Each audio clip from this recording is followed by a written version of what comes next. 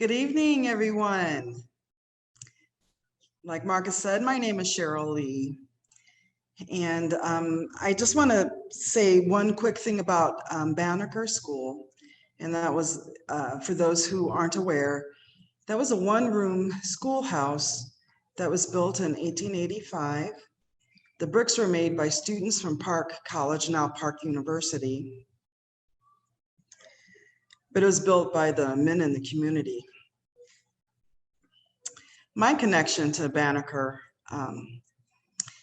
goes back through my mom on her side of the family, through her mother. But I was related to both the Boldens and the Caves. The Bolden connection is through my mother's mother. Her mother was a Bolden. Her name was Grace. And she was born in 1872. And she later married William Cave. But at the time that Banneker opened, she would have been about 14 and probably attended just a few years because in 1890 they married, and a year later my grandmother was born in 1891. William was the younger brother of Spencer Cave, and that's a very well-known name for the Parkville area. I've always known about Spencer. There were stories growing up about him, but I didn't know until 2014, as I started my personal research into the family history. I didn't know that he was so well thought of, didn't know that he was so well known until I began doing my own personal research. Spencer was quite the character. I kind of liken him to our infamous or famous relative. As I began to do that research, I got really, really excited about just where our family line came from. You know, growing up and hearing about slavery, there was always a bad connotation to that. But after I learned about Spencer, I never thought about that again. It's never been horrible or horrifying. You know, they lived during the time that they lived, and they made the best of it. And later on in my presentation, I'm going to give you couple of quotes that were famously known by Spencer, that he would tell the students there at Park College. But before I get to him, I want to mention a couple of members from the Bolden family. My great-grandmother Grace is where really the line starts for me. I think she was a woman that was kind of in the background of things, but she was the oldest of 7 children and had a younger brother named Howard, the only boy in the family. The rest were girls. And they had a very strong connection, not only to Banneker School, but also to Washington CME Chapel. Both families attended Washington Chapel. And Howard went on to seminary school. And I believe that during those times at Washington Chapel, the Lord began speaking to him, and he went to seminary and took on a congregation in the late 1800s, early 1900s in the I hope I'm saying this right, the Wyandotte County area for a time. And then later on in his life, he was a what you would call a circuit preacher, and he traveled throughout Texas and preached in the CME churches in the Texas area. I'm not sure how far north he came, possibly into Oklahoma, but I know for sure that he traveled and hit certain places in Texas. And in 1953, he came to Council Bluffs and married my parents, Margaret and Samuel Lee. He tied the knot for them. So that's been a blessing and interesting tidbit to our family. The Cave family, like I said, Grace and William married, and they stuck around in Parkville until about 1905. I think Grandma Minnie was a student for just a few years there at Banneker, and then they moved to Cheyenne, Wyoming. But the remainder of the family that stayed in Parkville had very close ties. My grandmother remained very close with the remaining families as she grew older.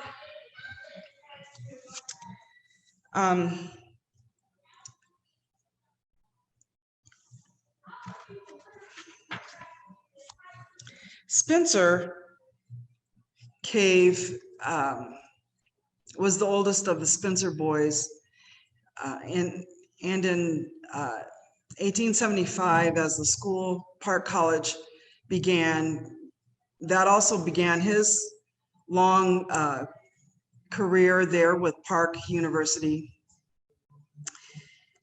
And he was the groundskeeper there. And he worked for them for 70 years. I can't imagine that. I think my longest job has been about 15, 16 years. But 70 years in one spot, how amazing is that?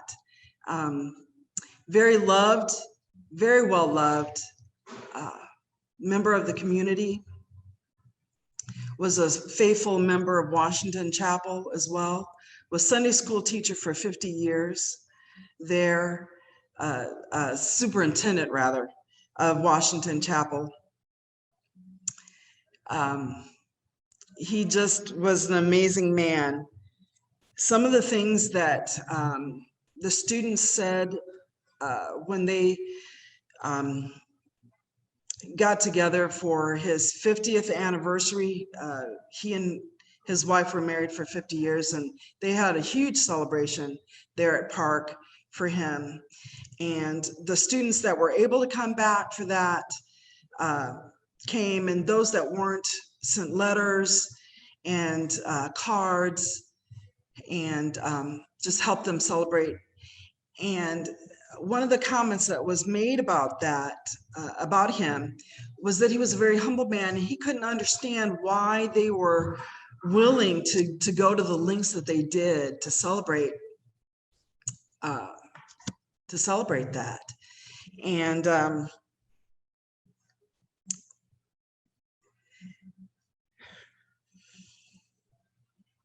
that just really speaks volumes, I think, in today's society when we think a lot about ourselves. My personal connection with Parkville really comes through my mom. She spent a few summers there in the 40s as a young girl, and had some fond memories of Parkville and the remaining family that was still there at that time, one of which was my grandmother Grace's sister, Nanny Nichols. She was a Bolden, but she married Lewis Nichols, and they were married for, I know, 30 some years. But she was a very austere, kind of had a severe countenance, I guess you could say. Mom was frightened of her in the beginning. Didn't really want to stay. When her sister left her, she didn't want to stay. But she came to love that woman, not just because she was her grandmother's sister, I think, but she came to love her for her own, for who she was, who Nanny Nichols was. Um, I think that relationship established for Mom a love for older people, and she served older people in her entire life. There's never been a time that I can remember that my mom wasn't able to sit down with someone 30, 40 years older than her and carry on a conversation and treat them with respect and yeah, with respect.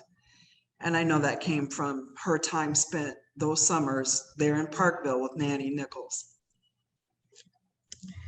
My first introduction, kind of side hopping here, with Banneker School wasn't really until 2014.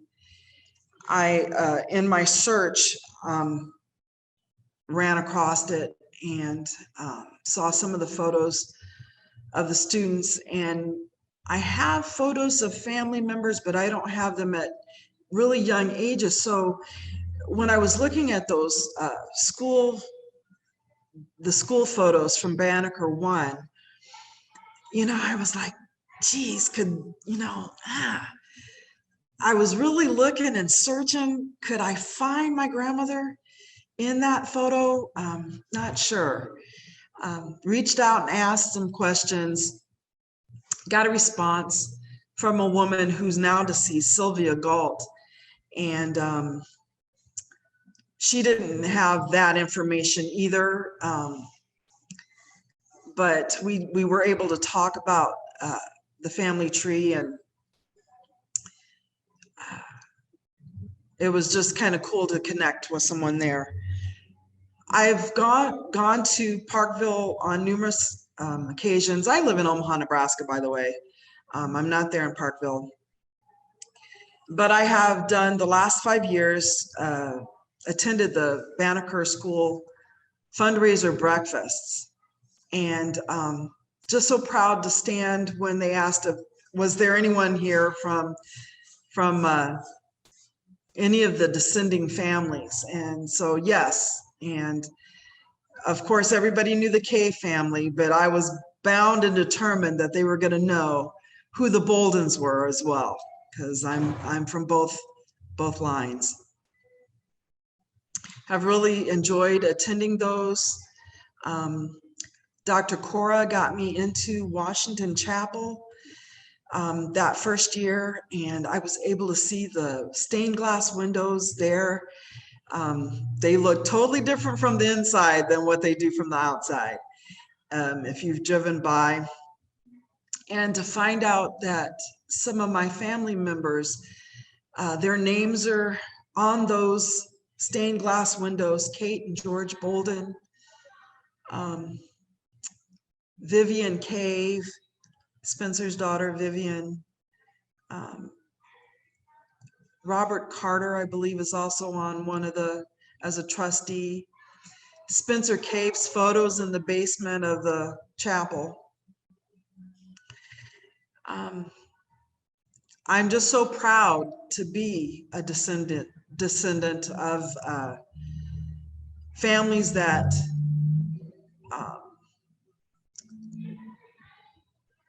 were such a strong influence in the community there in Parkville during those years of 1872 through the 40s.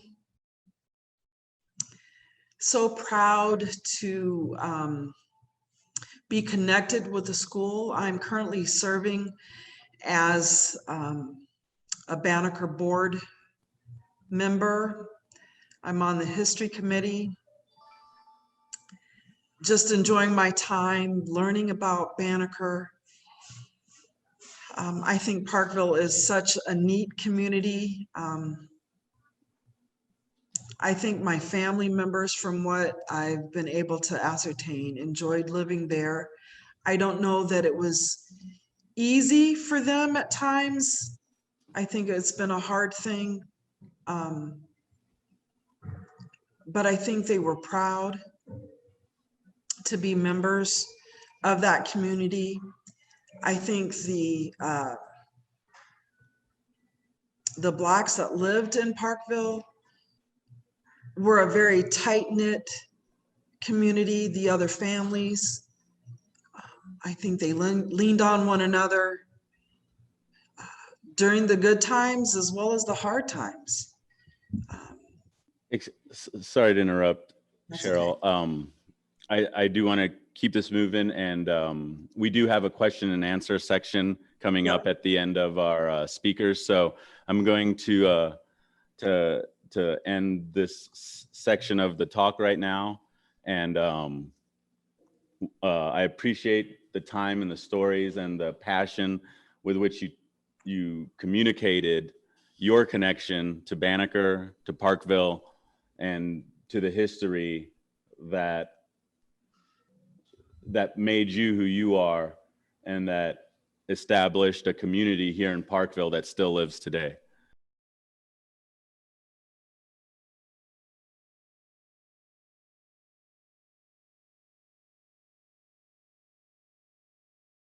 And really digging deep into the history that already has been documented, that's been collected and curated.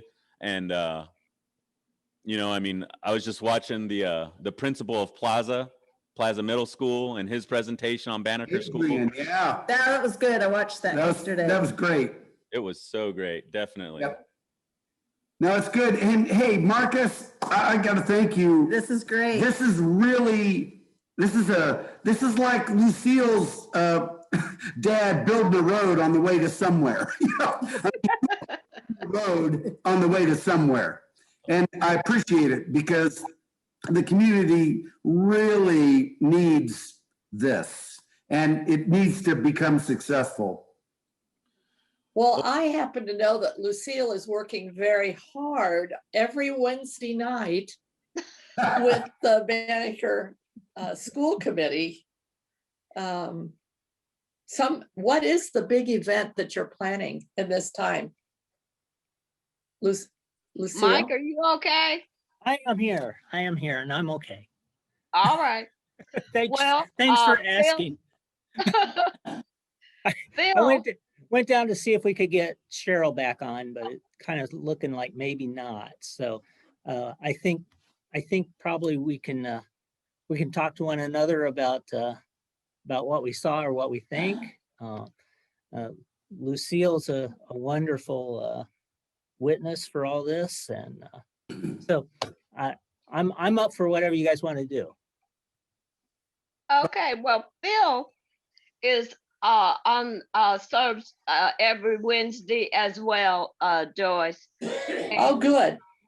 We are planning what we're planning is to complete the restoration. And so we will be getting some information out to the larger community. We had to reschedule our annual breakfast. And that's how Dr. Singletary stepped in with his program he has had for his students at Plaza Middle School. And by the way, Ann Nolan, who serves on our committee, my sister Connie Friends Hoskins, who also serves on the Banneker board, we all attended Plaza Middle School when it was Park Hill Junior High School, right, Joyce? Yes. Okay, so and we do plan a 2-year campaign with a fundraiser we're calling Buy a Brick, Build a Legacy. And we're going to offer for people to sponsor a brick at $100 a brick, and you will be issued a registered certificate with your specific brick number, and that is the brick you sponsor to complete the restoration.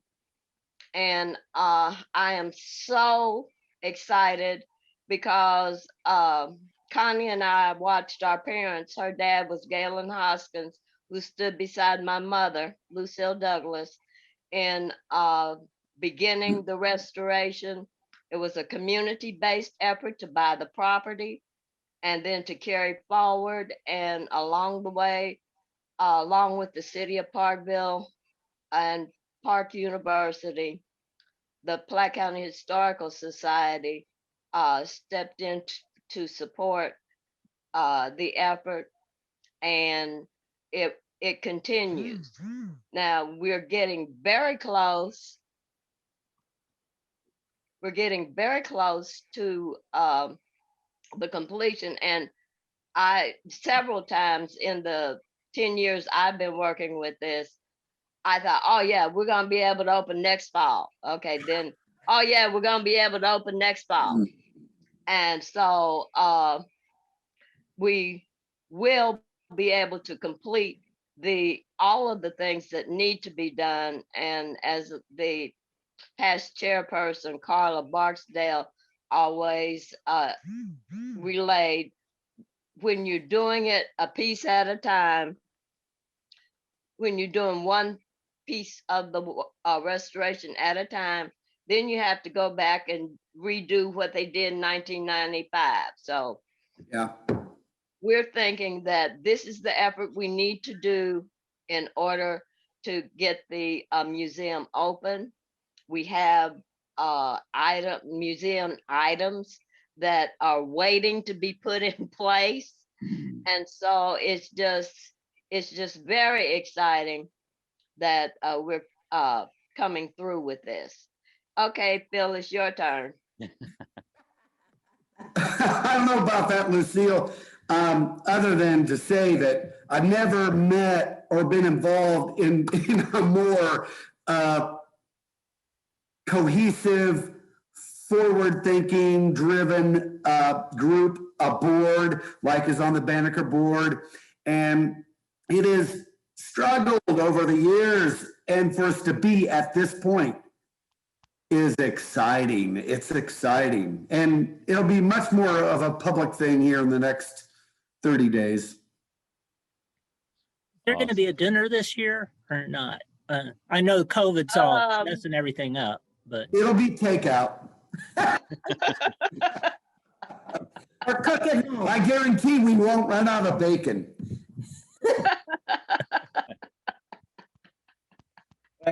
if I know those things, you just never ran out of food ever. No, we were very blessed. That was an effort sponsored by Park University. Yeah. And begun with Dr. Westcott and his initial Spencer Cave lecture series in 2008. And Cheryl did not even know the throng of Spencer Cave descendants, that he had about 40 descendants at that first program. Oh, And she did not even know that until she started coming to the breakfast, and then she was able to make connection with some of her relatives. Wow. that's fantastic. That is pretty amazing. Hey, I got a message from Cheryl. She said to tell Lucille, thank you for working the room. I've got to work on this technical issue that we encountered. And so I apologize for not having Cheryl here. But again, Lucille, you're doing an amazing job. I'm going to hop over to the other room. You guys can feel free to leave from this room whenever you've had your time. And I again want to thank you all for showing up and for supporting this effort, and for supporting the community, and keep an eye out for other ways that you can help support the Parkville Living Center as we grow and try to appeal to sponsorships and other ways to sustain this effort. Because we're using the PBS model, and we're supported by viewers like you. I love it. Before you go, Yes, ma'am. Marcus, Yes, can ma'am. we get you to for a commitment to as soon as we restructure our breakfast event, that to have us back on the Living Center. I think that's a wonderful idea. Yes, most definitely. Okay, Yes. y'all heard him, right? Yes. Oh, it's recorded, so we got it. Yes, ma'am. That's a nice skill right there, huh? Get them on camera and then ask the question. No, I'd be happy to. You know that I'd be happy to. And again, the survey is up there to help us learn about what topics to do in the future. So we are excited to be presenting this forum, and we're hungry for topics. We have a good amount that we're working with, but we want this to last a long time. We're in it for the long haul. As topics come up, we're going to keep churning them out. And I'm sorry. Yeah, and we need to hear from the community in order to get those topics right. So I'm very excited to keep this going, to have this audience, these speakers this month, and to continue to see this grow. So Thank you. Thank you. Thank you. thank you guys. Bye-bye.